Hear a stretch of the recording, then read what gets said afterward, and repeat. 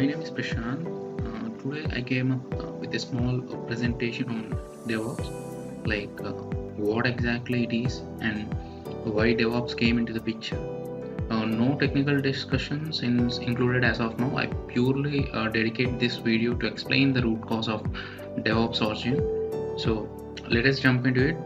Might be we eventually make some technical videos as well. So this video is completely to gain the insights of DevOps and why it is out in the picture. So let's jump into it. Why we need DevOps. So before we jump in with the excitement to know about DevOps, we should also know the history of software development lifecycle, as known as SDLC. So many of you might already heard about it. If not, no worries, I will be giving you a brief intro about this SDLC. SDLC is nothing but an ideal process that needed to follow before you try to develop any software product. There are few norms which are already proposed in year 1960 approximately. They define few steps to build large-scale business functional systems. And from those proposals, many methodologies are developed eventually. So in short, I could comprise the whole sentence in a way that the process that takes place in between from the requirement gathering to the delivery of the product is known as software development lifecycle, SDLC. So I can further break down this to give you a better understanding. So let's move on. What is life cycle? So we should also we might be very familiar with the life cycle of a butterfly. So I thought it would be good to explain you with already a known life cycle, so you can easily interpret this whole scenario to the software development as well. So I'm thinking from the very basic level. So if you know it very well, you can easily skip it out. So we know that the origin of a butterfly from a small nutshell to a beautiful butterfly origination. So there is a lot of process in between that is happening for a butterfly to look beautiful from its birth. So these are all the steps that are taken by a butterfly. There are different stages. You can see there is a larva from an egg, and from there it sticks on, and from there it forms an outer shell, and from then on it eventually developed into a beautiful a flawless and gorgeous butterfly. So in the same way, we can relate this life cycle to the product software product life cycle as well.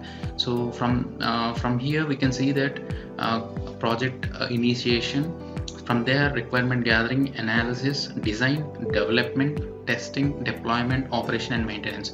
So each and every stage, as like a butterfly is developing, the same way the software will be developed from a different kinds of stages. So each and every stage ensures the software product to be flawless, bug free, and to make users an absolutely wonderful software product. So that is the main goal of this life cycle. So furthermore, you can see that there are different stages in the software development life cycle. So I will be explaining you each and every stage. So the first stage is requirement analysis. So in the requirement analysis, business analysts and project organizers will gather all the requirements from the client, like what is the purpose of the product. So in this stage, they should be very keen and get all the info about the product. So the main goal is to gather as much as possible about the product information. So that is in the first stage. So a good product knowledge is must and should for the first stage, that is requirement analysis. And the second stage is the defining stage. So once all the requirements are gathered from the stakeholder, that means client, so all these requirements will be documented very well. So this can be accomplished by SRS, which is called software requirement specification, which embraces all product elements need to be created and developed during project life cycle. And the the third coming stage is a designing stage, where all the required gathered in the second stage will be used as information to obtain the software architecture. So lot of meetings will be taking place by different teams, and they have a rough working models and illustrate how the software will work and how the workflows will be. So that is the third stage. And the fourth stage is coding. So this stage is exactly the product development stage, I can say that. So in the coding stage, the management will give certain norms to the developers, so they should be working under those norms, and they should keep in mind about what are all the rules and guidelines that management has given to them. And also in this stage they can they can have the technology stack, like what technologies need to be followed to obtain the product flawlessly, like different kinds of versions, which version need to be included in the development, so that we can produce a good product. And the fifth stage is a testing stage. So this testing stage is must and should in the whole development life cycle, and it is very crucial stage as well. So once you are once you have been developed your product, so that needs to be tested. So very basic things will be tested using this fifth stage. So they will ensure that the product is completely good and you can deliver the product to the customer. And the sixth stage is a deployment stage. Finally the product need to be delivered to the customer. So the software delivery will be ensured there is a bug free delivery that's happened. So if there are any intakes from the customer, they will finally take the inputs from the customer and deploy it as well. So maintenance. So in the maintenance, once the software will be delivered, the delivered software will be used by the customer. So he can usually point out the lags of the product, or if he wants to have any different changes that need to be proposed, so he will say some changes in the product. And also he can take the entire product that been developed and he can hand it over to someone, some other team to give the maintenance. So these are usually happens. So this is the exact stages of the SDLC. So this is enterprise system development life cycle. So I just want to include this entire architecture, so you will be having a very good idea. And so please go through this, and this is what I already explained you. And from there we have various SDLC methodologies. So we have Agile, we have Six Sigma, we have Lean, Extreme Programming, Kanban, Scrum.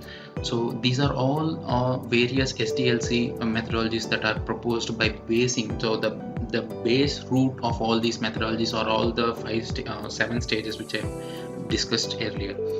So core value remains same. So by seeing all of those different proposed methodologies, core values remain same as to deliver the product flawlessly and swiftly. So out of all proposals, Agile, Lean alongside Waterfall are most popular methodologies which are being using vastly. So from Agile methodology, Scrum and Extreme Programming are implementation. From Lean methodology, Kanban is an implementation. From Waterfall, they proposed rigid development, whereas completion of project in a sequential order. So details of Agile and detailed view of Agile, Lean and Waterfall. So in Agile, this method mainly aims in product delivery with continuous feedback. They take inputs from stakeholders and continue to develop and integrate proposed features parallelly with already existing development. They usually mark as sprints to release product features. So mainly I can say that in Agile methodology, so if the client have some requirements, and while the product is developing parallelly, he can comes in and add a few more changes for the already developing of the product. So he can parallelly add the changes, and the development team will ensure those changes will as well integrated with the with the following up of this development as well. So in lean methodology, so lean methodology is completely, the way of optimizing people, resources, efforts and energy of the organization toward creating value for the customer. So in this methodology, they completely focus on the manpower, and they want to make sure that they are very good with the customers, and they need to meet their expectations towards the customers. In waterfall is, I can say that it is very well documented, and fixed proposed changes will be ensured. So in the documentation process is when they will give some deadlines to make the proposed changes initially. So they don't parallelly accept the changes from the stakeholders. So this waterfall methodology, I can say it is widely used in banking systems. Why? Because in banking they need to ensure that product is bug free, and they need to get the product very clean and neat. So the waterfall methodology is ideally followed to the applications where there is no hurry in the development, but also to ensure the product is in a well stable state. Here comes DevOps. So by seeing all those methods of development process, by far many are originated from Agile, as it offers quicker delivery of product with more accurate feedbacks. So DevOps is again originated from Agile. So here what DevOps offers is what all it matters. It brings the development and operations teams together from design, development till production support. It aims for quicker delivery of products by automating regular tasks as much as possible by using wide variety of tools. So a DevOps in one picture, I can say. So what makes DevOps even more special from the existing Agile methodology? So in DevOps always, the people who works in the DevOps will try to ensure to automate wherever the automation is possible.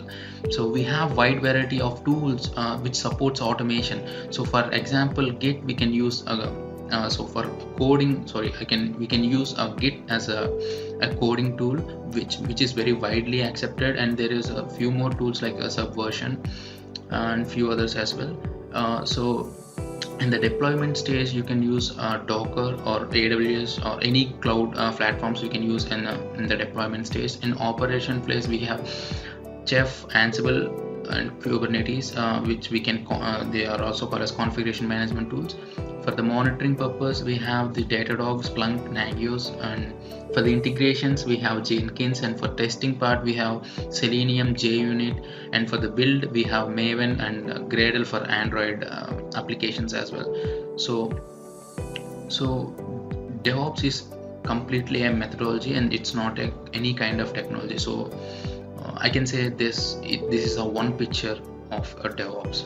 So thank you for listening me, and I would like to explain few things about us. So who we are. We are a small team who have a prior work experience on all DevOps tools and technology stack that associated with DevOps. So we thought to share our knowledge and give some quality stuff and be unique in presenting things. So we all need your support and encouragement. We'll come up with even more interesting tutorials, and thank you. So finally, please leave your feedback. We will take note about it, and we will try to and develop in a way that what you like the most, and we will eventually improve ourselves in providing the stuff which we are doing up. So thank you guys.